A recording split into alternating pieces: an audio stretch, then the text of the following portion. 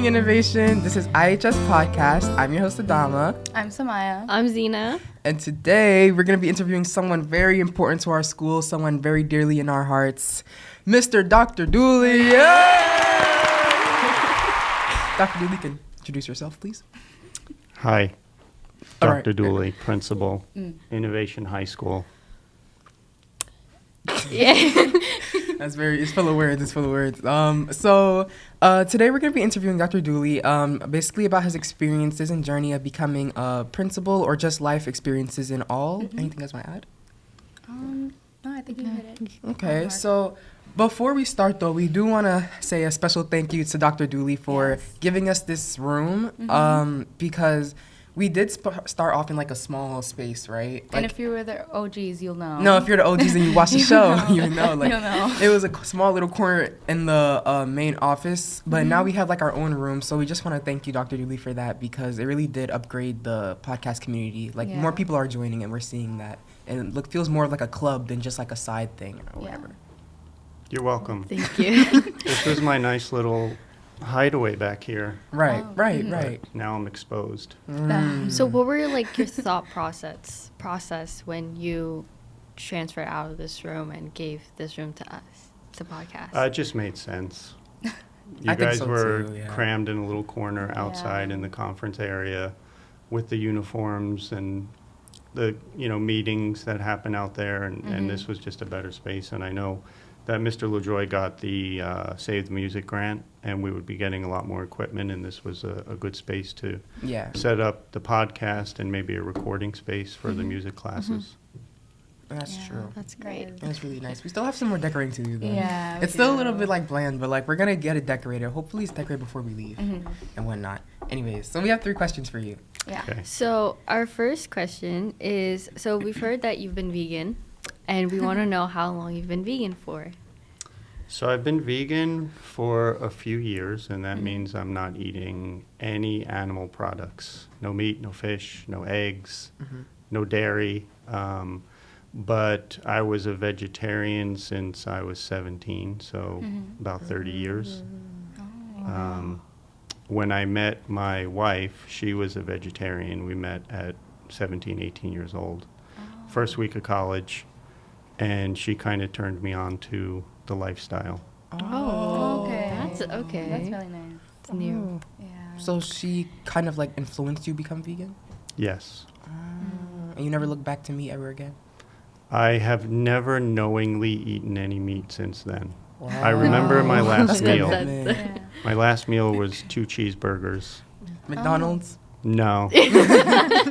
Campus cafeteria. Oh, wait. The first and the last time, bro. That's so sad. But like, I think that's no, that's sad. Like, that's a good thing. But like, you like eat the imitation meat though, right? Or you just don't bother? You just don't care for like it at all? Like No, we do. We eat like the Like Beyond Impossible. Impossible. There's so many more options now than there were when we first started. Yeah, before. Yeah. Before, yeah. Yeah, people are making new like recipes and stuff Yeah. like that. So you guys, I have options too. Oh, Yes. Yes. You do. I've been have vegetarian since birth. What are some of your options, Zena? Tofu. Mm. Yeah, beans. Those Chipotle bowls. Oh, So you get everything but no meat. everything Yes. with the meat. And then they have the plant-based protein as Mhm. well. So that So works. so good. Yes. Yeah. It eats. All right, first question. Go ahead. Okay, so what inspired you to pursue a career in education, and what motivated you to become principal? I never thought I would be a teacher or educator, and I don't know anybody who would ever want to aspire to be a principal. Yeah. Yeah. Actually. If we have 300 students here, I guarantee that not one of them would want to be a school principal. It's true. It's true. It is true. But life is funny that way, and you wind up doing things that you never expected to do. Right. I didn't like school. Okay. I went to Catholic school my whole life, even college and getting my master's degree. The only subject that was of interest to me in high school was theology, so the study of like religious belief. Oh, It's the only okay. thing that kind of blew my hair back and captured my interest. So I went to Fordham University in the Bronx, and I went in declared as a theology major. Okay. with the idea that I would continue to study theology and probably become a professor. But probably like end of junior year, I started to kind of get a little tired of being in school. And I graduated, didn't drop out. But I kind of changed my focus and got a little disillusioned and thought that the better way to understand theology was to kind of immerse yourself in it. Right. So similar to like learning a language, like the best way is To, move like, go to the somewhere country. where they speak it and become immersed in it. So that's kind of what I did. I graduated and kind of traveled around and studied, at temples and churches and things like that, and learned a lot more that way than I think I would have if I continued to study theology, like in a postgraduate atmosphere. Okay. So a bachelor's degree in theology doesn't give you many options for work. But I was also, kind of goes back to the original thing about being a vegetarian. My wife and I moved to a farm in Pennsylvania to do volunteer work for a year. Right. And that farm is the only no-kill dairy farm in the country. So, dairy farms generally, the focus is milking and producing that product. But once a cow has kind of gotten to the point where they can no longer give the amount of milk that you need for it to be profitable, then they go off to slaughter. But this farm puts them out to like retirement and still cares for them until they die naturally. And that's great, volunteering, but when you want to start a family, you need a job. Yeah, right. So Stomach money. in the middle of farm country in Pennsylvania where there aren't many jobs besides factory jobs, I had a bachelor's degree, so I got a job as a teacher assistant in a special education autistic program. And I kind of liked it. Both my parents were educators. My sister was a teacher at the time. So we moved back to New Jersey, and by that time I had my first child, who's now 24. Oh, wow. And Okay. I became a teacher assistant in Jersey City, and then just kind of continued to from there. progress and Yeah. move up or over Wow. to the point where I became a principal. That's nice. So it's like it came a That's very long way. interesting, yeah. Long journey. Right, really long journey. It's not over. No, yeah. There's more. Okay, for the second question is, did you ever have any specific expectations before joining the school? I didn't know anything about innovation, even though I was working in the same building, in Snyder High School. Right. Oh, yes. I was a vice principal in Snyder from 2006 until 2019, which is when I came to innovation. But I came as a vice principal. I wasn't principal yet. But because I didn't know anything, I just kind of came with the attitude of I'm going to listen and learn and figure out what this school is all about before, I kind of set any expectations. Right. I have to say I was pretty nervous and scared to come down here because I was in another school for 13 years, and you kind of learn everything there is to know about a school, and it just becomes, muscle memory and reflex. So coming Right. to a new place, you kind of have to start over. Yep. Wow. Wait, so since you were vice president in Snyder for in teaching in Snyder for 13 years, how was it there? How would you say the experience there is different from here? I think every school has a different culture, Right. and that's a good thing. So the culture in Snyder is different than the culture here, which is different than the culture at Infinity or Liberty Right. or Ferris or Dickinson. And what makes that culture is the people that are in that place. For sure. Yeah. And there's always going to be great people and good people, and some people that might be a little bit misguided. But you still try and be open-minded and find the good in everyone. So I really enjoyed my time in Snyder. I was just as scared my first day in Snyder as I was coming to Innovation, and they're two different places. You know, like Innovation has a little bit better reputation, but I was just as scared because you don't know what you're going into and what to expect. Right. I think Innovation is a little bit slower pace for me. It's a different type of leadership than the leadership needed in Snyder High School.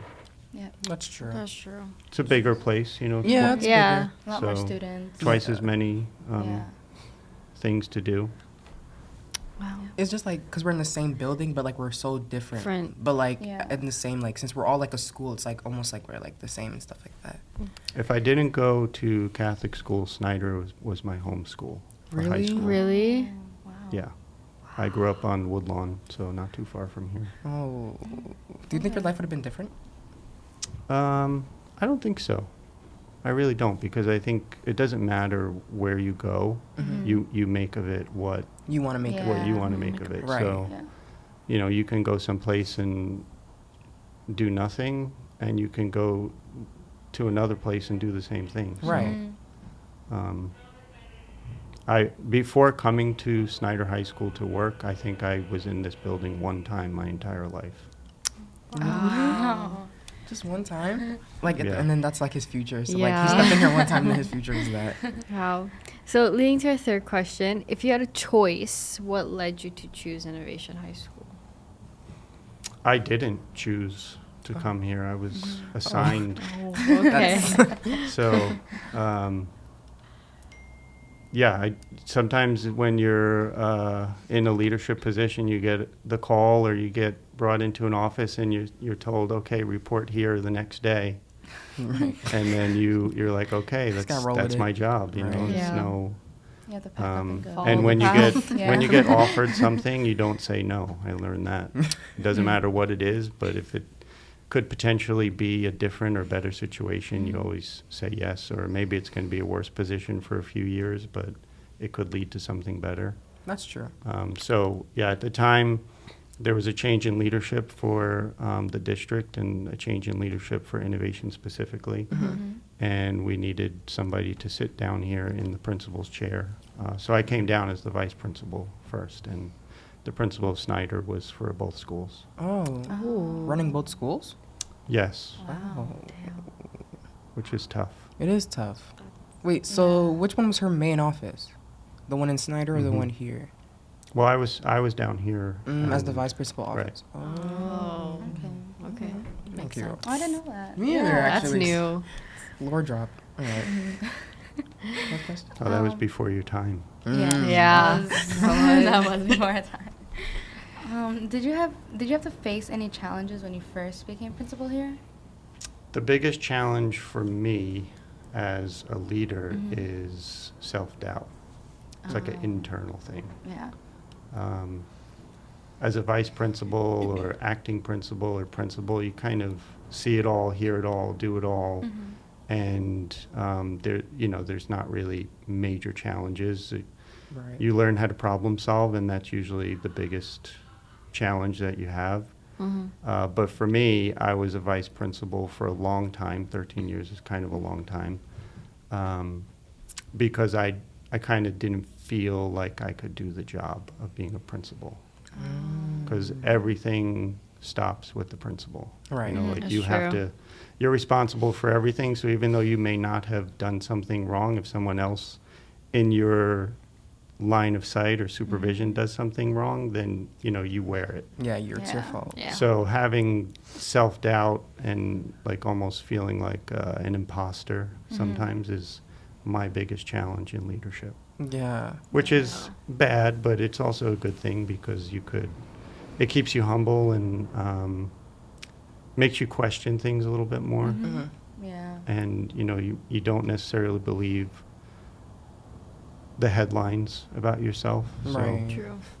you don't get a big Get it. head. You don't get like, you don't listen to what the good stuff is. You always kind of focus on maybe the stuff you don't do well, which pushes you to be better. Yeah, and you work Right. on it, Yeah, and work. you become a better person. And- Yeah, I think self-doubt is like everybody's worst enemy. Yeah. Because Yeah. like people are like too afraid to do things, and that can like stop them from doing stuff. But like I think it's good to go into like anything you want to do with a mindset of not expecting too much. So like it could be like perfect, like you just know what you're going in for, not like expecting too big, too small. I think that's good. Yeah, that is true. Okay, I think that's the last question. Yeah. All right. Thank you for coming, Dr. Dooley. It's been a splendid time. It's been really nice with you. Do you have anything to say to our viewers? I'm just curious why it took so long to get me in here. You know, and I was saying that. I was saying, like, how are we not podcast interviewing? been going on? You know what? Our first interview should. This is actually our first interview in a long time. Yeah. So. Yeah. Okay. Well, it should be the best. Yes.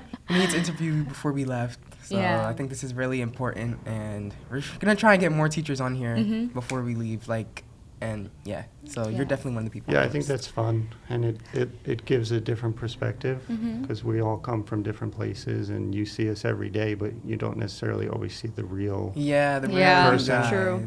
Yeah. Very much Get it. true. That's true. Thank you, Thank Dr. you, Dr. Dooley. You're welcome. Thank you. Okay, sorry guys. So this was IHS podcast. This has been Dr. Dooley, Adama, Samaya. And Zena. So we'll see you guys next time. Bye.